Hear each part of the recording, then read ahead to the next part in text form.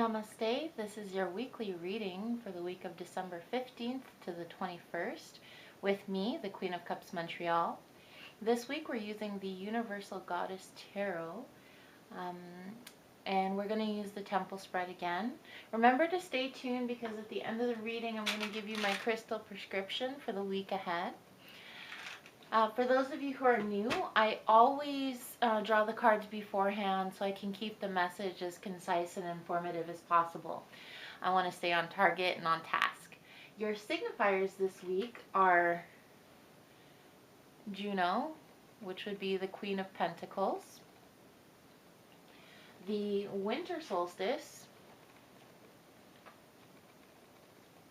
which is the Nine of Wands in a traditional deck, and the Princess of Cups from the Thoth deck. What this means to me is that it's going to be a very emotional week. It's going to be a heavy week ripe with new beginnings and fresh starts. This week there's going to be a breakthrough for several of you, many of you, and there will be a highly emotional turn of events for others. So it could be a relational breakthrough or it could be an emotional turn of events. So this reading won't resonate with everybody, but I do feel like most of us should anticipate a pretty emotionally charged week. Again, because I know last week was a bit difficult as well. Selene, she's so pretty. The Greek goddess of the full moon, emotions, feelings, and dreams, is here to cast a light on the unknown aspects of this situation. There is deep fear that your hopes and dreams won't come to fruition. So you've been wishing on this for a long time, and you've been yearning for this for a long time. For some of you, it may be a pregnancy or fertility, a moment of fertility. For others of you, a reconciliation with a loved one, or even reconnecting with someone you love after being apart for a long time. You've waited for this for so long, and right before it gives way, you're almost going to start to think, the year's almost over. Will this even happen? But remember to enjoy the moment. It's not too good to be true. You're worthy and deserving of all the abundance of spirit and blessings. Embrace this joyful turnaround. You deserve it. You're worthy. I want you to pay attention also in this reading of all of the highly female, like divine feminine charged energy. There's going to be a lot of fertility and femininity, divine female, a lot of that energy this week. Now, what is acknowledged about the problem? And here we have Curridin. I hope you can see her. And she symbolized transformative power, fertility, and rebirth. So there is that meaning again. So that is why I feel that a child may be coming into your life, some of you for reconciliation. For most of you, I feel like somebody's coming back into your life. And for a couple of you, there's maybe a pregnancy or a birth. If this someone that is coming back into your life, which will be the case for most of you, this could mean healing for you and your relationship. But you will need the willingness to forgive, okay? So forgiveness, a lot of times people say to me, I don't want to forgive. They wronged me. But forgiveness is not excusing or condoning what someone has done. It's the ability to say, I'm willing to move forward. And forgiveness doesn't mean you have to keep them in your life. You may want to keep this person in your life, or you may want to wish them well. Forgiveness is a doorway to peace and healing. It doesn't contractually oblige you to welcome this person back with open arms. What you choose to do once you walk through that door of forgiveness is up to you.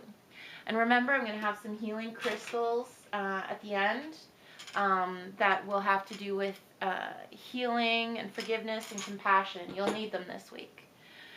All right, how do you emotionally and spiritually cope with the turn of events this week? So here we have Anahita. Go slowly, find balance. Whether this is a long-awaited pregnancy, a reconnection after a long time, or reconciliation after heartbreak, don't overthink things. Don't rush things. Don't force things. Take time to reflect on how you feel on this turn of events. Be thoughtful with whom you need to share it or want to share it. It's okay to slowly bask in the contentment of your joy that comes this week. It's been a long time coming. We often feel when there's a good turn of events, we have to run to people and tell them, guess what happened? Sometimes it's okay for us to cherish it and keep it to ourselves for a little while so we can really bask in it. Okay? Here is Inanna, the Four of Pentacles in a traditional deck. And I noticed that these two often come hand in hand. This is, Inanna here is the practical way to deal with it, and this is the spiritual way or emotional way to deal with it. So how you deal with this situation in the pragmatic sense, it's stability again. Be consistent, be balanced, don't bite off more than you can chew.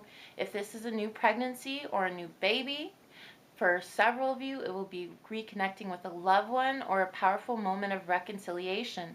The key is to take things slow. Apply a consistent, well-adjusted course of action. Sometimes when something good happens, we want to dive right into it. We want to go in full hog or whole hog. But it's better to take a tempered approach that's sustainable and manageable in the long run. And I do love quotes. I found a great quote to sum it up for you guys. It's this: stability is more essential to success than brilliance. Meaning, or this is my impression of it, we don't need to have it all figured out if we just take a level-headed approach to things. And that means more grounding crystals at the end of the reading. So what must be sacrificed this week? This is the goddess of vanity, and she's here to forewarn you about blind trust and rose-colored glasses. Yes, this is a good turn, and you may have been waiting for this situation or this person or this breakthrough for a long time, but there can also be choppy waters and challenges that need to be overcome. She's always here to remind you, us, while a pessimistic outlook is not the way, don't be pessimistic.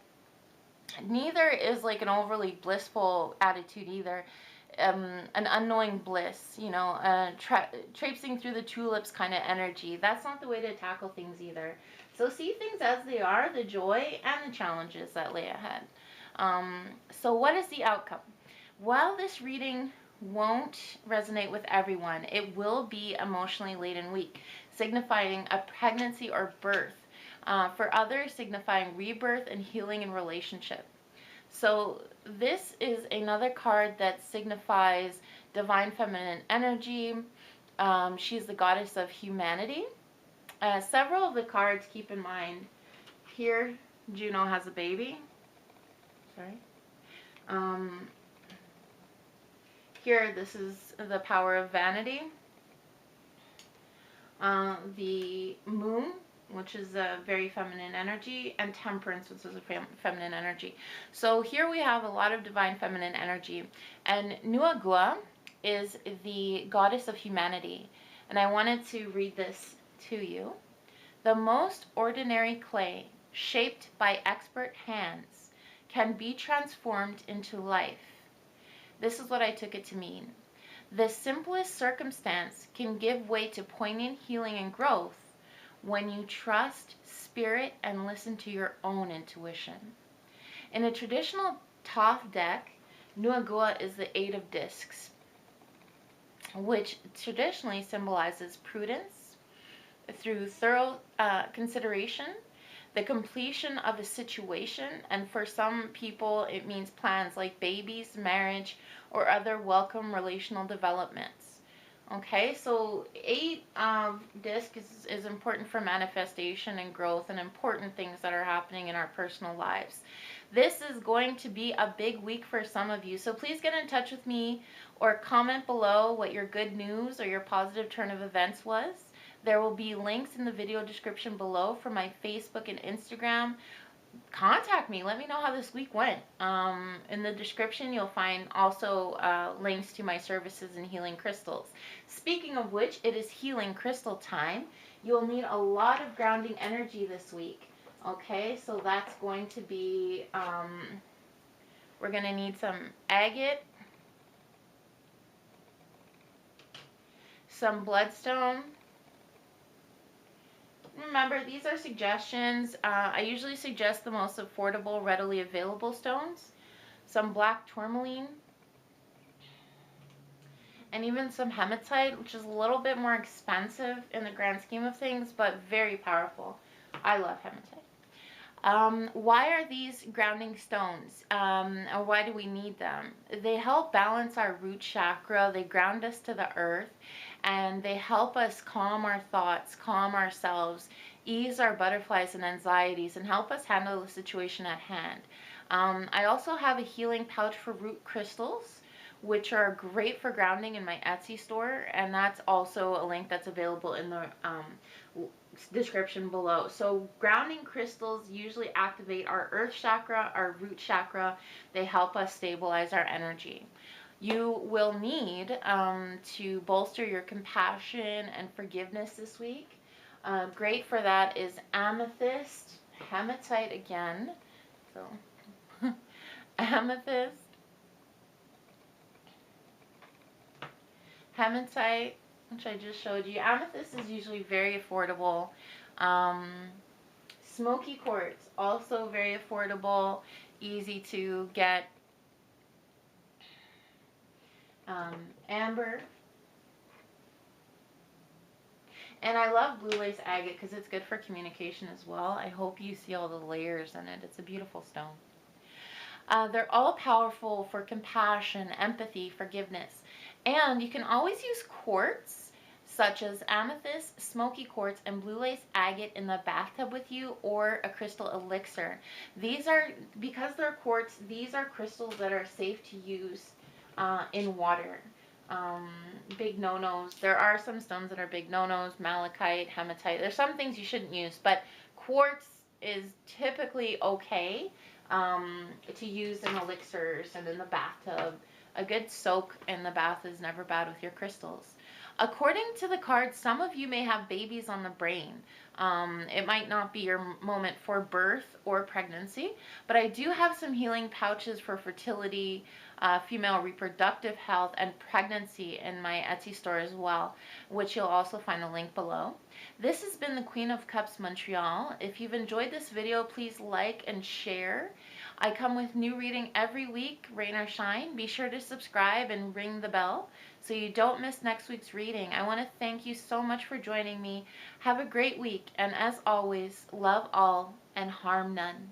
This includes yourself. Bye, guys.